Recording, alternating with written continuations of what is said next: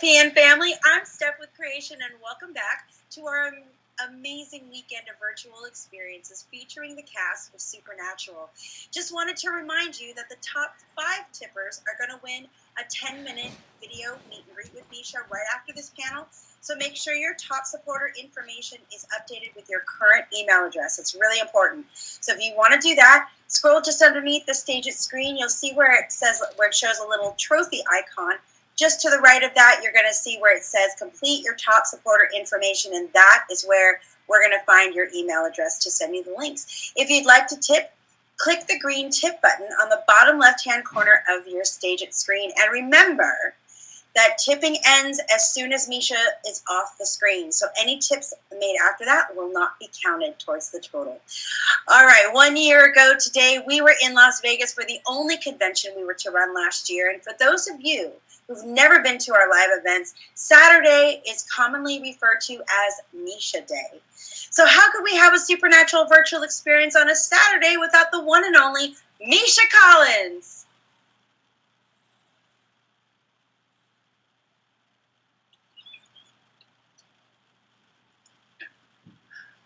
Hi, Steph. It's good to see your face. I didn't know that about Saturdays being Misha Day. I just thought Saturdays were the day when they sing the song on stage. Where's Misha? Because I'm always late to my panel. Hi, everyone. Thanks for being here. Hold on. I have to figure out how to close this window so I'm not looking at my strange face. Hi. Now I'm just looking at the camera lens. I hope everyone is doing okay. I'm sure not everyone is doing okay. But the good news is there appears to be a light at the end of the tunnel here, and we are going to be out of the darkness of the last year soon. It is strange to reflect that it was the beginning of March last year when we were chewing on whether to do the convention in Vegas at all. It was like, is this pandemic thing real? Is it not real? Things had not been shut down yet. We were still on set in Supernatural, still shooting, and we had a convention that weekend, that early March weekend, and that was it. I was in Vegas, and that was the last time that I was at any sort of public gathering. And then the world shut down, and it's been a full year. At the time, I remember we were all, reflecting after, I think production got shut down on Supernatural just a couple of days after that weekend. And at that time, we were reflecting on the fact that we were probably going to be back to work in the summer, maybe June, they were saying. And it just went on and on and on, and it's still going on. Yeah, that was an interesting little moment. It was Castiel's death scene that was shot Friday night, and then it was my goodbye to Supernatural, because it ended up being my last moments on set. And there were a lot of tearful goodbyes. It was a late night on Friday. Richard Speight was directing, and then we all got on. We had to get a chartered flight that weekend because we were shooting late on a Friday, and a bunch of us were working at the convention on Saturday. So we got on this chartered flight at 1 or 2 o'clock in the morning, and got up in the air and flew for about 10 minutes before the engine exploded. It was like this explosion, and the plane started shuddering, and there was a screaming sound, and we had to circle back, and it took about 20 minutes to get before we were approaching the runway, and we were all texting our partners saying, "Tell the kids I love them," as we came back into cell tower range, because we didn't know if there were all these fire engines on the tarmac, and we thought we were going to die. So it was this really intense weekend where I said goodbye to Supernatural and to the cast and crew of Supernatural. I said goodbye to this beloved character who had become part of the fabric of my own emotional interior life, Castiel. and then I thought I was saying goodbye to my kids as well. It was a lot. Ultimately, we ended up getting on like a dawn commercial flight and showing up late to the convention and getting there for the convention. And then that ended up being the last time that we as Supernatural cast members could see could see one another, but also could see any of the fans in person. So it was like this really intense stretch of goodbyes. And now we're at the 1-year anniversary of that. And we find me sitting on a porch outside, rambling like a doddering old person into my laptop, not seeing any of your faces, but wishing you all well. I see your comments scrolling by, and I have to say, slow down, people, because I can't read them. There's somebody trying to hitch a ride here, guys. We have a hitchhiker. Oh my goodness. Nope, my speed reading skills are not up to the task. Luckily, the Supernatural creation staff here has been curating some questions for me. I have a question from SPN Made Me Cry. That's a very unusual name. Your parents must have been big Supernatural fans. SPN Made Me Cry. The question is, hey Hazel, hi. The question is, how's my hip? And the answer is, look at this. I just stood up and I sat back down again, and I didn't use a cane. So that's pretty amazing, isn't it? Earlier today, I'm not bragging, but earlier today, I walked downstairs and made myself a cup of tea. I'm 3 weeks out, and I have no obvious signs of infection or malfunction in my new artificial joint. So thanks for asking.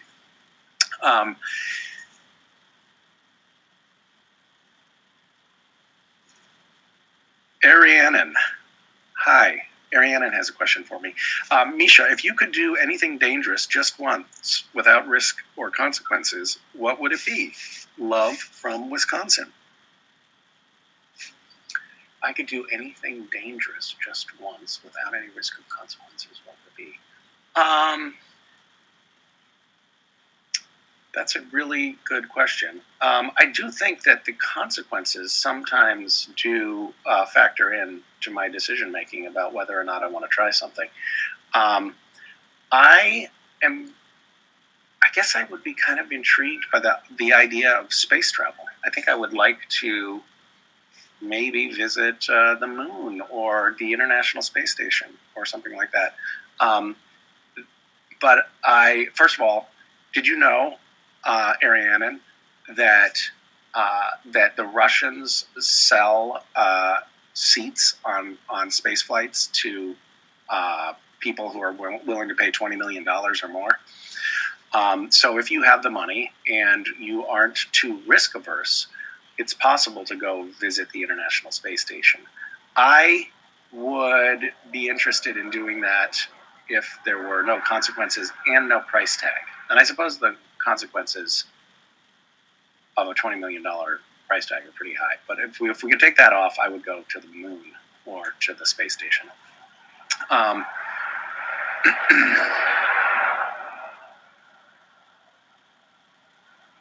Yeah. Okay, good. I'm sure I have a better answer. That's why I'm just stalling here. But you didn't squander a good hour of your Saturday morning to just look at me, contemplate, stare off into the trees and ponder. Or did you? Maybe that's why we're all here, for you to watch me staring into the trees. It is very strange talking to not people. I'm just talking to my computer screen. This is making me question my own sanity, actually, if I'm being honest. Okay, Mandalaru.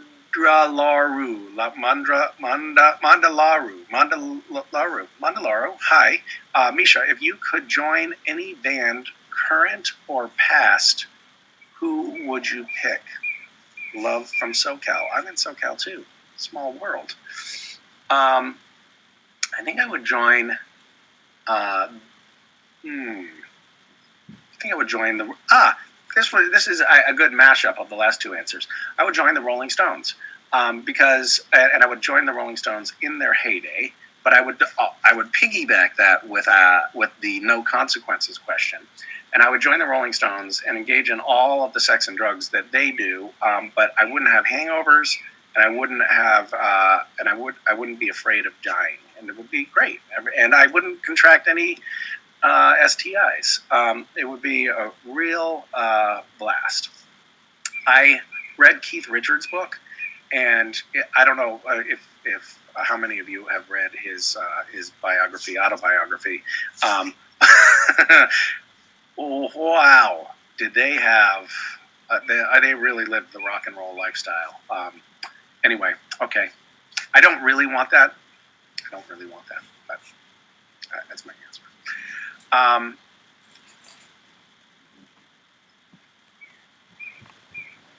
What do you think? Barbara A says, what do you think could ever happen between John Winchester and Castiel if they met? I think it's pretty obvious what would happen. They would engage in a rousing game of thumb wrestling. Hi, West. Bye, West. See how he ignores me? He's a teenager.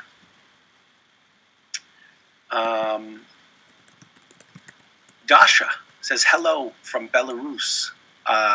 If you could film in one of the legendary films, what movie would it be and which role? Sending lots of love to you. I really would love to have been in The Matrix, the first Matrix movie, and I would like Keanu Reeves' role. I think that would have been really awesome. I want to be Keanu Reeves. Hi, Zlata from Russia. What would Castiel do if he became God? What would Castiel do if he became God? Zlata, watch the show. He did become God, and he was an asshole. I just came up with a really great strategy, guys. I'm going to win this round. I just screen capped so I can just see what you're asking me, and you can't stop me from asking your creepy questions.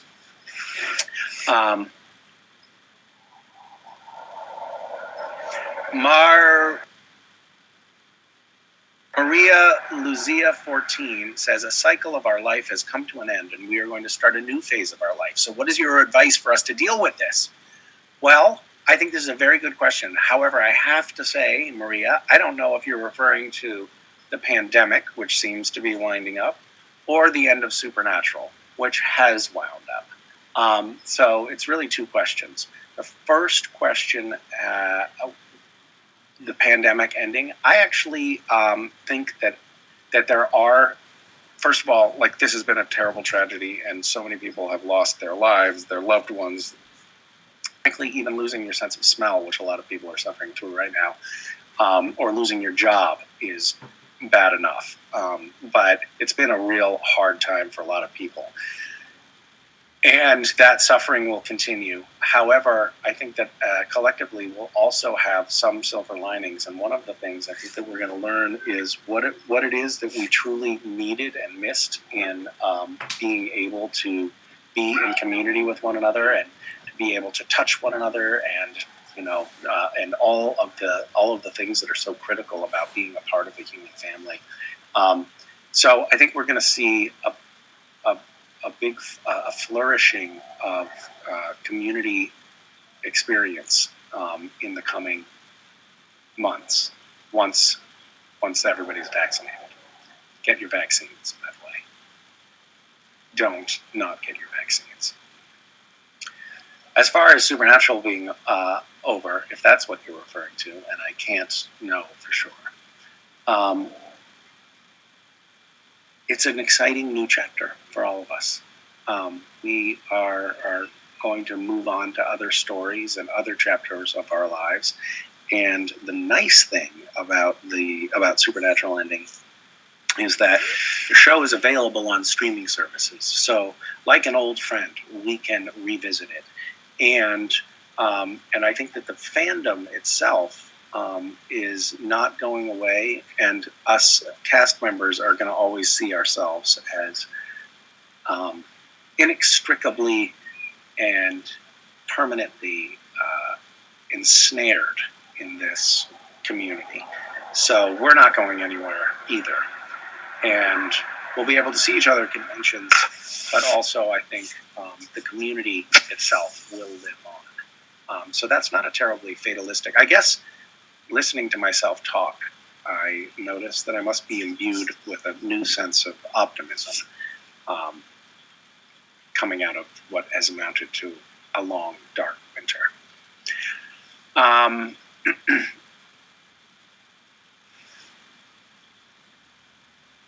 Misha, please tell us about the alternative ending. What are they going to do? Fire you? Well, I don't know what I can tell you about the alternative ending. I don't think it's a secret anymore. The alternative ending was going to take place in a roadhouse, and is it out there? Maybe I am spoiling it. I don't know. It was going to take place in a roadhouse, and we were going to have like so many of the cast members from over the years, fan favorite cast members, were just going to be in the roadhouse, and that roadhouse would have represented Dean's version of heaven. And the band Kansas was actually booked to play live on the stage in this roadhouse. And it would be a really lovely, beautiful reunion. But the only problem with that is that during the pandemic, it would have required all of the cast members who flew up from the U.S. to quarantine for 2 weeks. And there were restrictions on the number of people that could be even on set, even cast members. Like, we couldn't have a certain number of extras, blah, blah, blah. So it actually became, in the pandemic, it became an impossible thing to shoot, which is a completely unpredictable outcome. No one could have imagined that we were able to shoot something, but not a crowd scene in a closed space like that. There was talk of possibly shooting it in an outdoor, at an outdoor stage instead of in an interior of a roadhouse. There were efforts made to try to modify things to make it happen, but it didn't end up working out. This is my Winchester. Mia Winchester is asking, Misha, what is your favorite memory playing Castiel? My favorite memory playing Castiel, I don't have one favorite memory, but I do. I think when I reflect on the fond memories of shooting, it was really just the laughing. We just had a great time on set, and there were so many days and so many late nights when we were just sitting there laughing, wasting Warner Brothers money, ruining takes by pranking one another. And I think that friendship and that joy and camaraderie are elements of working on a set that I will undoubtedly be trying to recreate for the rest of my career, because that was the highlight for sure. All right, I've exhausted a screenshot's worth of questions.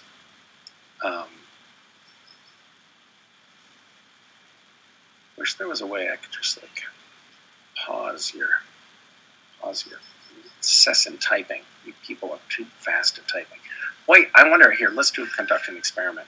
Everyone, stop typing in the chat. Let's see if this could possibly work.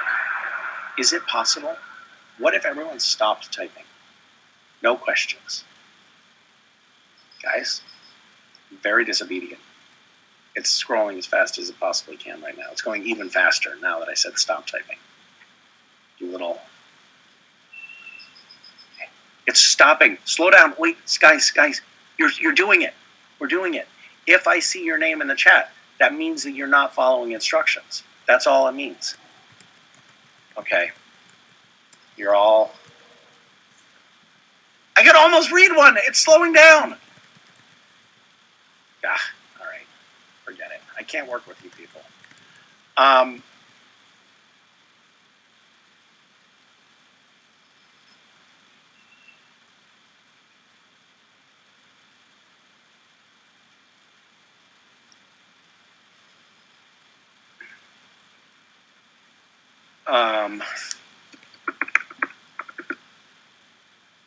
Here's a question.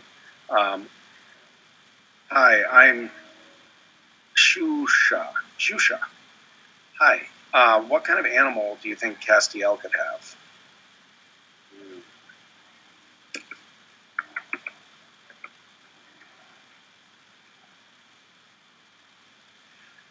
I think Castiel had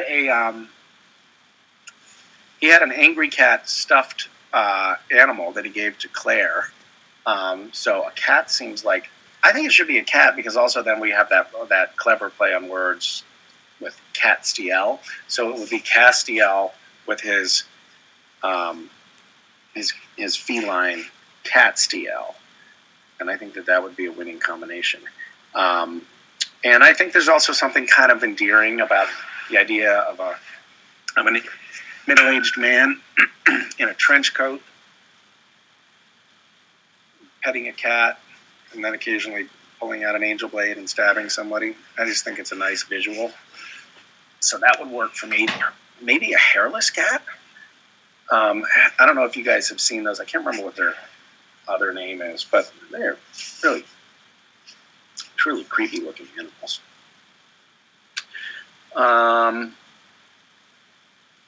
Or like a pet rat could be cool. I went out with the kids kayaking yesterday, and we saw a great blue heron catch a rat and grab it by the head in its beak and shake it so that it broke its neck, and then swallow it whole. Isn't that cool? I can tell you more stories like that. All right. N95 masks? I have a mask right here. Hold on. I have an N95 mask right here. Where are you going for a bike ride? Going for a walk. You're going for a walk? All right. Good luck. Happy adventure.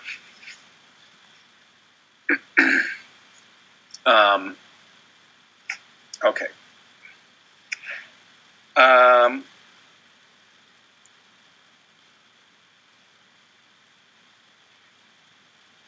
Okay. Hi, Misha. Oh, this is Nastya from Russia, and she's asking, what do I think about TikTok? Maybe I want to do a movie like Felicia. I don't know what movie Felicia did. What are you talking about? I don't even have the TikTok app on my phone. That's what I think about it. It's just like I couldn't handle the idea of doing yet another social media platform yet. So I haven't engaged in TikTok. Thank you for your question. It inspires me to realize that I need to join TikTok. So I'm going to make that my New Year's resolution for March. Thanks. I'm getting on it. Hey, Misha, this is Dean's Pie asking a question. Could you tell us about your new project? Sending lots of love from Michigan. Well, I don't know what project you're referring to. I was working on repairing a little Lego castle that Mason made out of Legos this morning. Is that the project you're referring to? I have a book coming out in the fall. It's a book of poetry, and I have to figure out what the title of that book is by Monday.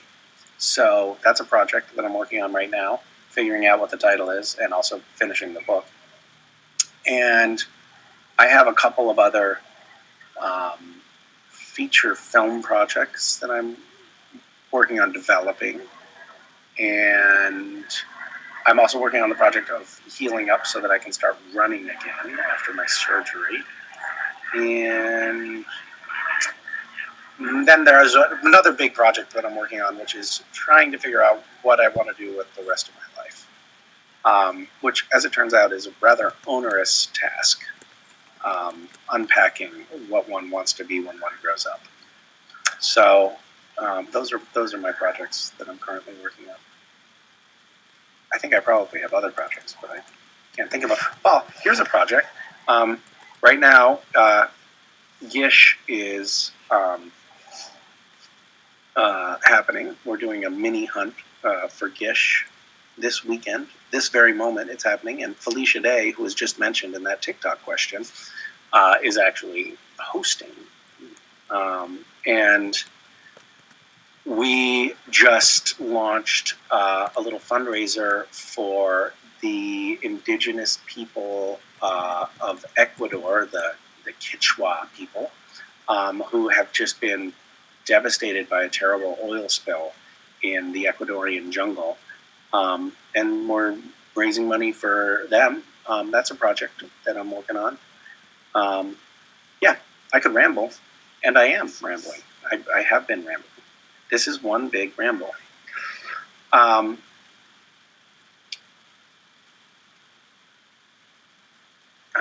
am reading some other questions.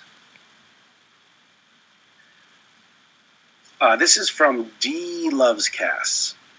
Hi, Mish. What hobbies have you picked up to deal with the ending of the show?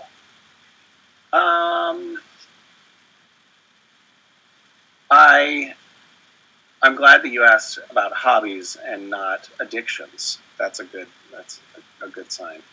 I have been coping with the end of the show. You know what? To be honest with you, I think that one of the things that I've realized when the show ended is that I was way too busy, and that I need to put a little bit more breathing room in my life. I was finally able, for example, to finish a manuscript for a book that I've been trying to write for like 7 years or something. And so I had a little bit more bandwidth for that and for some other, projects that I had just mentioned. But I've also had a lot more time to go camping with my kids and spend some time in nature, and that's been really lovely. But I was too busy before. So one of the hobbies that I'm trying to pick up is slowing down, spending more time meditating and camping, and trying to be happy. That's that's the hobby that I'm trying to pick up.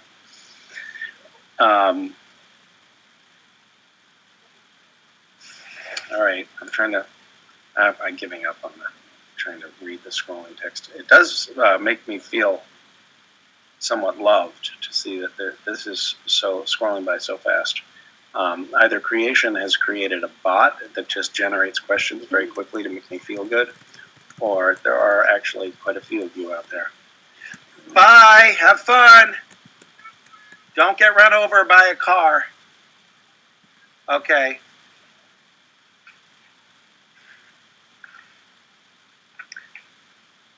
That's an enormous water bottle, Mason. Make sure you drink it all. She's going on a long walk, and she's wearing what appear to be leather pants and a leopard print long sleeve shirt, and it's quite sunny and warm. I'm not sure how that's going to go. So I am. Oh.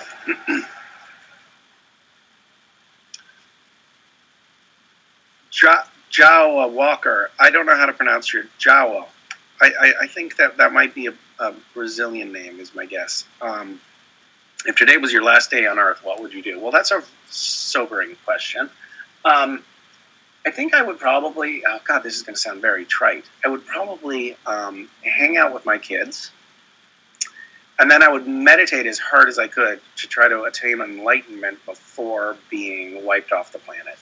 As I mentioned maybe earlier, or was that on another call? I've been reading with my son Hitchhiker's Guide to the Galaxy, and the Earth in the very opening of that book.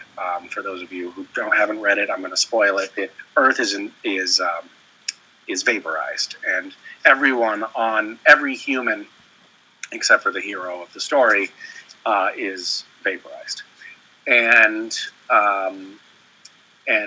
there's only a few minutes warning. They only find out that the planet is going to be vaporized with a few minutes warning, and some of the people just drink a lot of beer, and I don't think that that's how I would want to go out. But it is a question to contemplate. A last day on Earth. It's a little depressing. Now I wish you hadn't asked that. I'm just going to go cry into my teacup.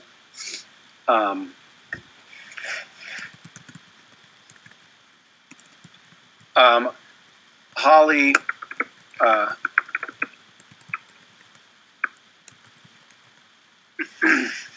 Holly asks, if Joe Biden were to offer me a job, would I say yes? That really depends. First of all, I'm flattered that he wants me to work for him. You didn't say he did want to work for me, did you? You said yes. For example, I'm going to posit a couple of hypotheticals here. Oh my God, this reminds me of a conversation that I had with a new friend on Zoom. There were a few of us having this Zoom social, 4 of us on this Zoom, and one of the people on the call was like, "Yeah, I don't know what to do with myself right now. I'm feeling like I don't know what I want to do next." This is the person that I've only met on Zoom and talked to maybe 3 times. And she was like, I've done a lot of, political stuff. And so I was thinking maybe I should keep doing that. Maybe I should. I've been working for the U.S. government for long enough that I'm grandfathered in, so I could do an early retirement in 5 years when I turn 50. And so maybe I should just keep up with the government job. But I just don't know. And I'm thinking well, what government job are you going to be offered? You're going to be are you thinking about working, in at the Library of Congress, collating the card catalogs, or what kind of I don't know what kind of government job she's talking about. And she says, I guess they've sort of the Biden administration has offered me an ambassadorship. But I don't know if I want to do that. I'm wait a minute. You're I was shocked. I was totally shocked. I was like, I think, yeah, go ahead and take the ambassador job. And that sounds pretty good. Do that. For example, if I was offered, I worked in the, I didn't work. I was an intern in the Office of Presidential Personnel for Bill Clinton. And that office it still exists. The Office of Presidential Personnel is the office where they make presidential appointments. So the president can not only appoint cabinet members, actually can't quite appoint cabinet members because they require Senate approval in order to be actually ordained as cabinet members. But there are a lot of positions in the government that are one notch below Secretary of Agriculture or ambassadorships that don't require congressional approval, and those are the president can just appoint these positions. There are 3,000 of them. And there were a lot of people applying for or throwing their hat in the ring for presidential appointments in this office where I worked. And so one of the things that I did is I would open envelopes from people who were applying for jobs. and I saved a few of the. This is, I'm sure, a felony crime, but the statute of limitations is up, and I can get away with it now. But I saved several of the applications that came in, and one of them was from a guy who said that he wanted to be an ambassador. I think like ambassador to Norway, and he was quite adamant that he was the man for the job because God had spoken to him in the bathroom of the Mayflower Hotel and told him that it was his will, it was God's will that he be the ambassador. Another woman applied to be the Secretary of Agriculture, I believe, and she sent in. She had been I guess she had been in soft porn, and she sent all of these soft focus, glossy 8x10 nude photos of herself accompanying her application, which I thought, like, this is not going to work. No, you can't do that to apply for a presidential appointment. But of course,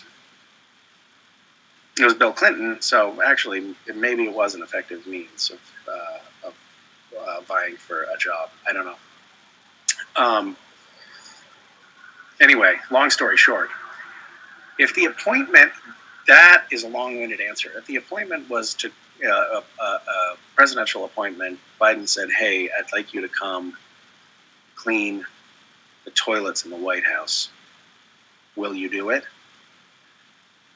I probably would. Yeah.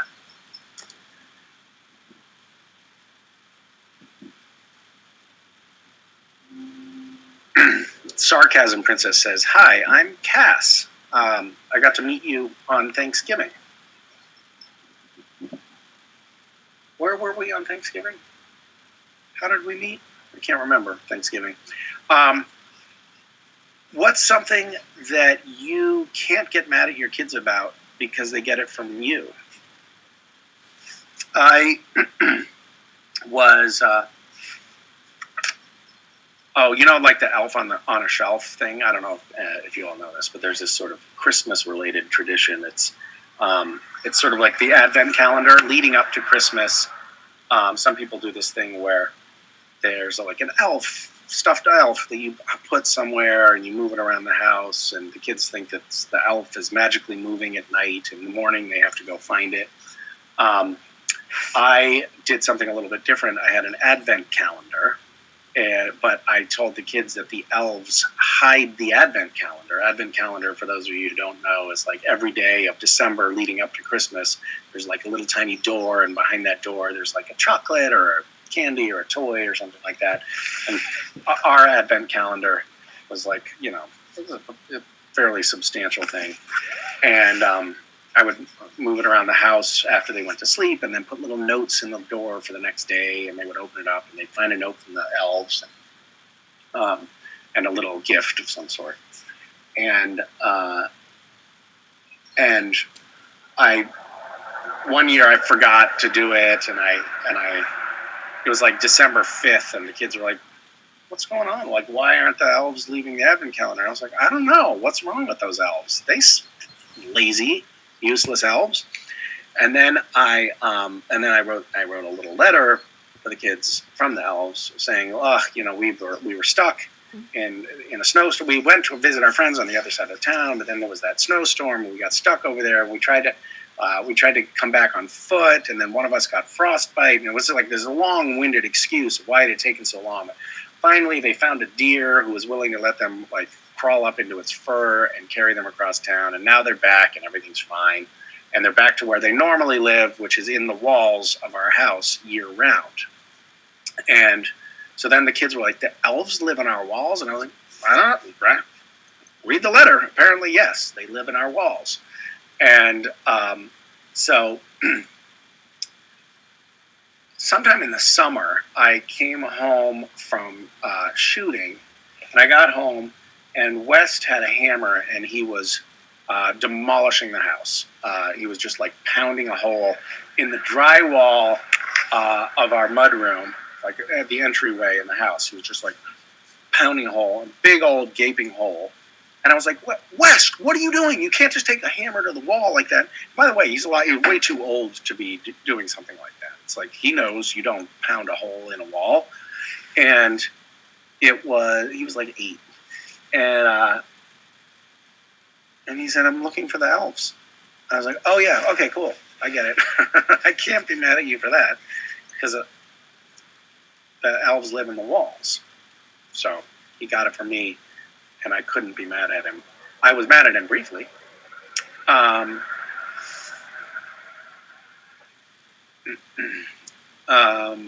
okay, what other questions do we hear? Hi, Misha. Not a serious question. What is the most random thing you have in your home? Probably elves.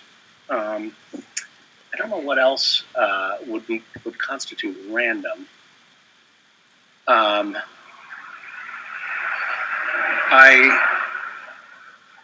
For some reason now, just inappropriate things are coming to mind, so I'm going to skip that question. Vika from Russia asks if I have a tattoo. You know, I don't have a tattoo, and I feel like this is sort of a glaring omission in terms of body modification. I was feeling angsty, my brother and I, when I was maybe 14 and he was 12, and we used little knives to carve. I carved a peace symbol into my thigh that was like an effort to make it. It wasn't like an act of like, I guess it is self-mutilation, but it wasn't. We weren't doing this to like hurt ourselves. We were doing it to like try to make a cool, lasting scar. So I tried to carve a peace symbol into my leg. And it's very faint. You can still a little bit see the peace symbol. But I don't consider that a tattoo, and no one but me could identify it. I would like to get a tattoo of something related to my children. I think that would be my inclination. I know it's cheesy, but I haven't done it. Maybe I'll do it soon. Thanks for the tip. I'm not supposed to get any tattoos for at least 3 months after my surgery. So, and I have to take antibiotics if I do get a tattoo. That's the new rule.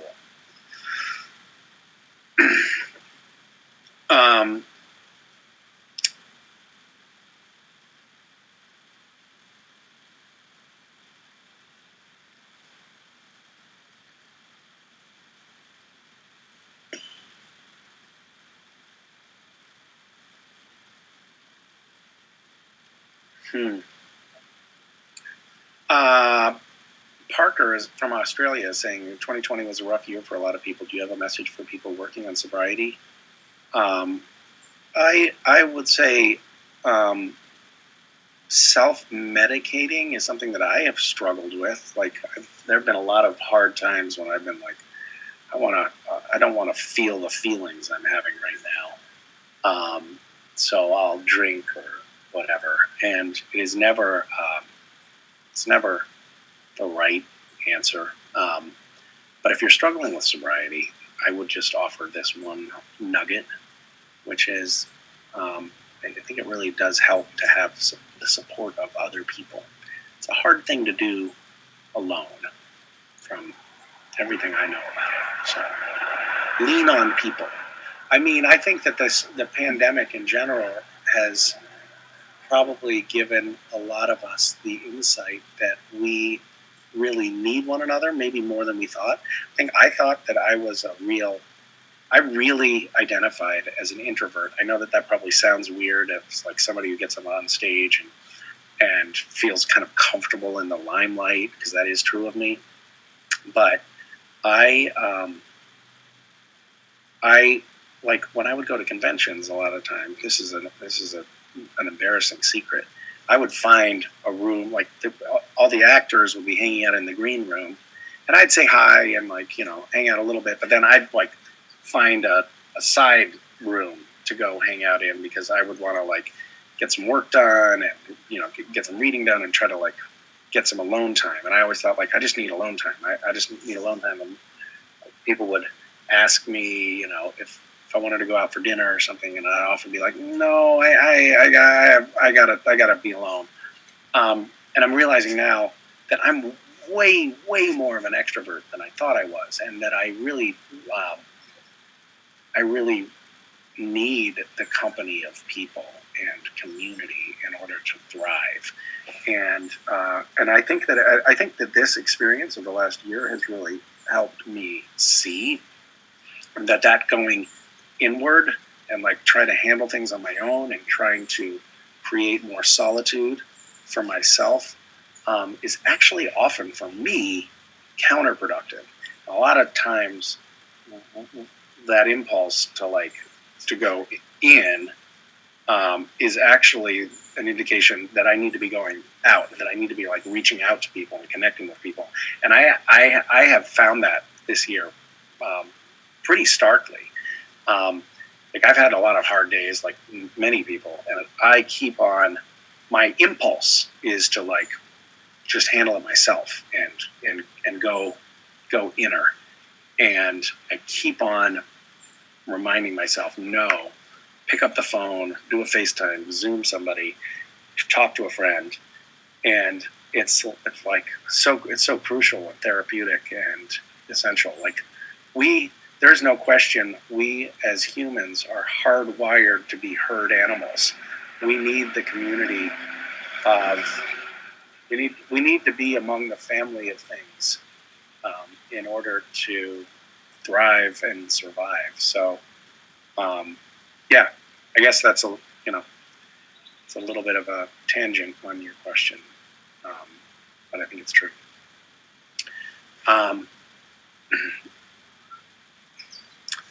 A question about a short film about an airport. Oh, how did this idea come about, and how much did you laugh while writing it? This is from Natasha.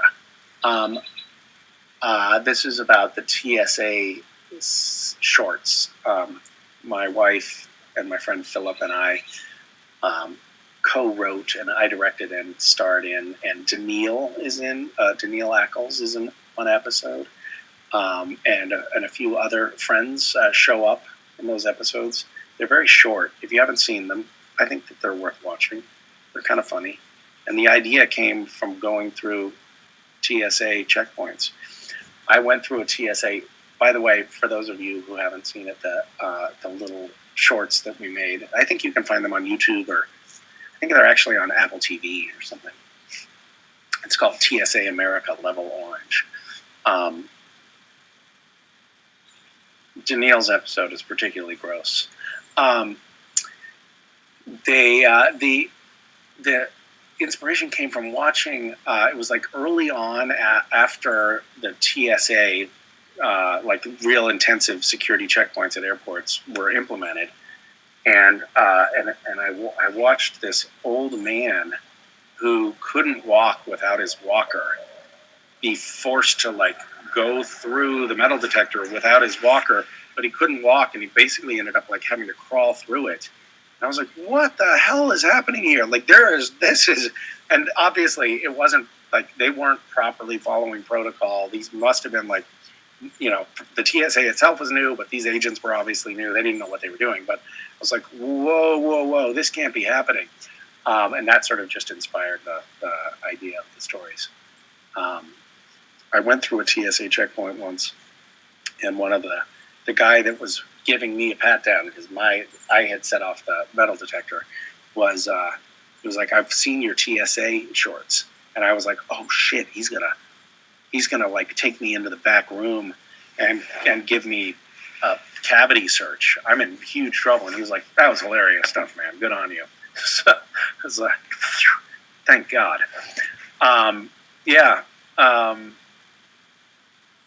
I now set off the metal detectors because of my titanium hips. I don't know. Hold on one second. I'm just scrolling through the questions, guys. Be patient. God, you're so pushy. Be patient. Well,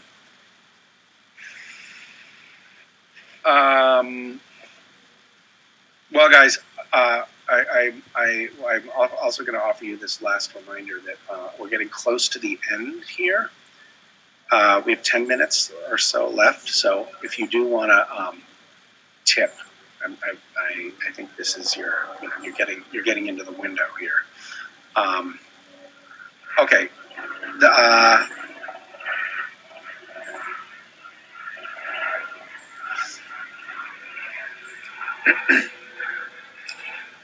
My goodness, there are a lot of people on this Zoom from Russia, it looks like.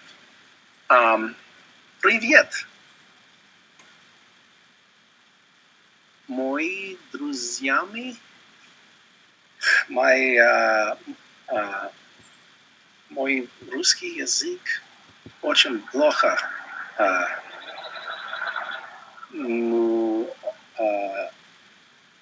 Я хочу говорю лучше. Okay. Joanna from Portugal is asking, what is the hardest scene that I have ever filmed? The hardest scene was, well, that depends on what you mean by hard.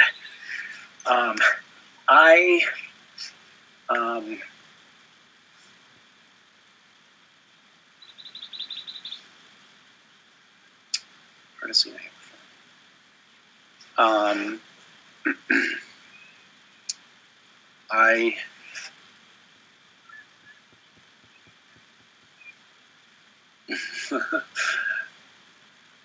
I'm sorry. I have like stories are coming to mind that I can't tell. One scene that was absolutely awful. Awful. It was just like, are you kidding me? Are we really doing this? There has to be a better way. There's this thing in filmmaking called a Ritter fan. I don't know why it's called a Ritter fan, but I remember the name of the company was on this particular Ritter fan. A Ritter fan it's about 7 or 8 feet tall and 7 or 8 feet wide.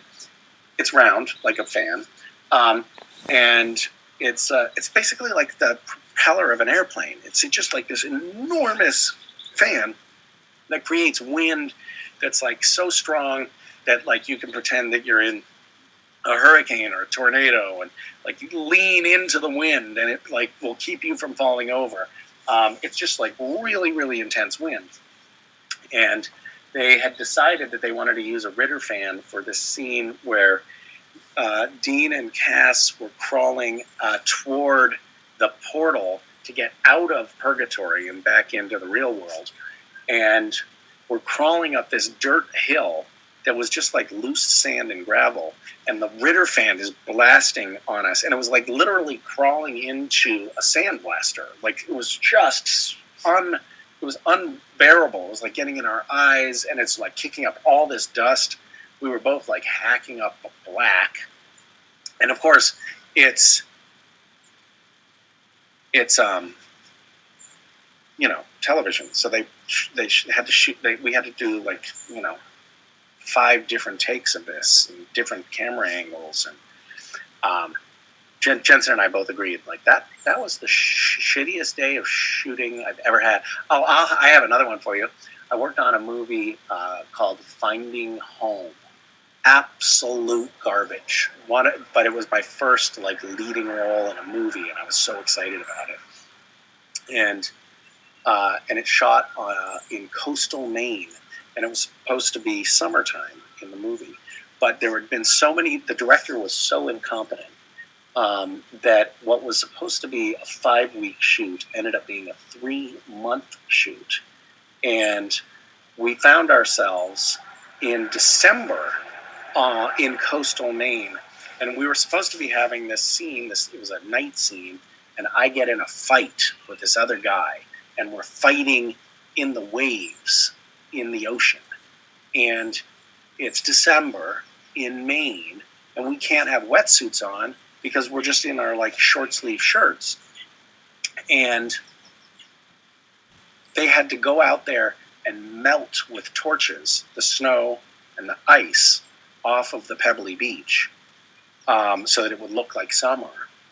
And then we had to like go into the surf and fight, but not just immediately register shock on our faces because we were so cold. And I mean, this would never have happened on Supernatural or any other like legitimate production, but this independent feature, they somehow got away with it. I remember they had an ambulance there and paramedics because they were pretty sure we were going to get hypothermia. But that was a really hard scene to shoot. That was cold. Yep.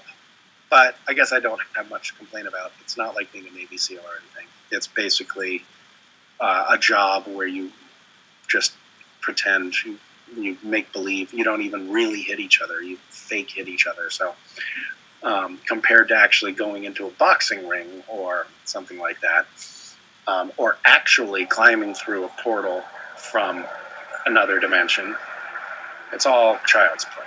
It's all easy. All right. It's the last question time, guys. It is Parnia. She says, "Hi, I'm Parnia from Iran. I love what an international audience we can have in this context. It's so cool."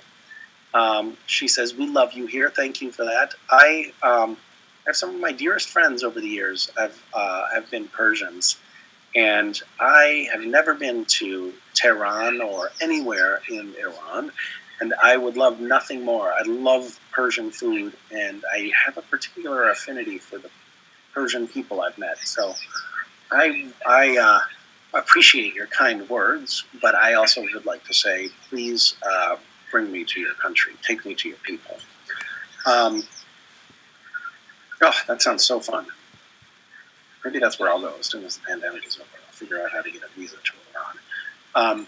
Anyway, the question is, who's my favorite villain? And the answer is, of course, Donald Trump.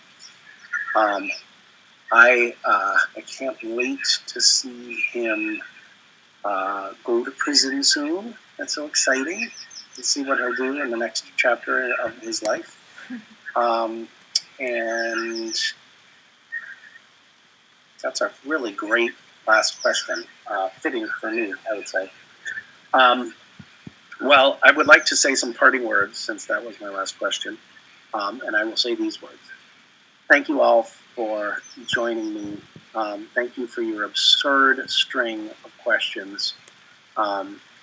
You are lovely. You are not alone, even though during this pandemic you likely feel quite alone. And I can't wait to see you all in person.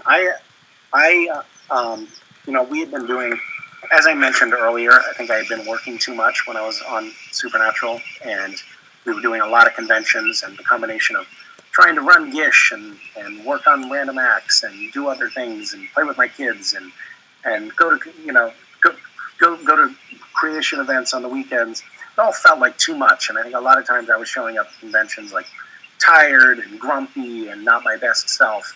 But I have to say, one of the things that I really do miss from the hindsight of enduring a pandemic, I really miss those conventions. I miss seeing fans and my castmates in person, and I can't wait to get back to it.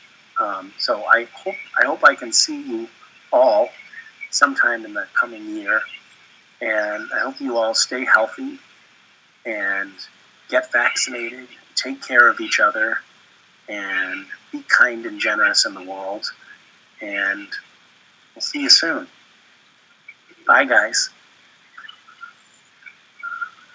Misha, we all love you. Thank you so much for being here today, and we really can't wait to see you two in person. All right, guys, tipping is now done, and we're going to bring you the results in just a few moments. But first, make sure you're signed up for our email list at creationent.com and follow us on social media at creationent on Facebook, Twitter, and Instagram. Thank you, guys.